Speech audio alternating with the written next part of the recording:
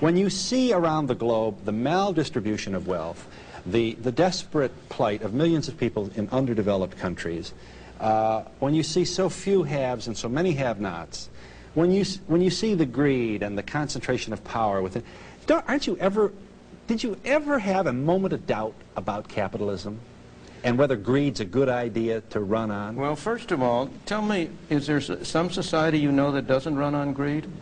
You think Russia doesn't run on greed? You think China doesn't run on greed? What is greed? Of course, none of us are greedy. It's only the other fellow who's greedy. The world runs on individuals pursuing their separate interests. The great achievements of civilization have not come from government bureaus. Einstein didn't construct his theory under order from a bureaucrat. Henry Ford didn't revolutionize the automobile industry that way.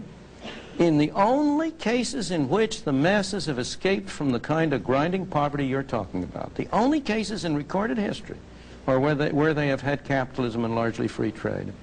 If you want to know where the masses are worst off, it's exactly in the kinds of societies that depart from that.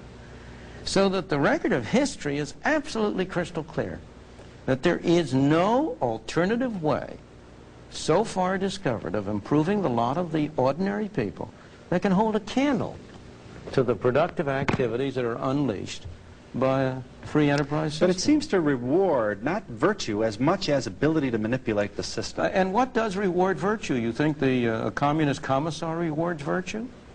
You think a Hitler rewards virtue? You think, excuse me, if you'll pardon me, do you think American presidents reward virtue? Do they choose their appointees on the basis of the virtue of the people appointed or on the basis of their political clout? Is it really true that political self-interest is nobler somehow than economic self-interest? You know, I think you're taking a lot of things for granted. And just tell me where in the world you find these angels who are going to organize society for us.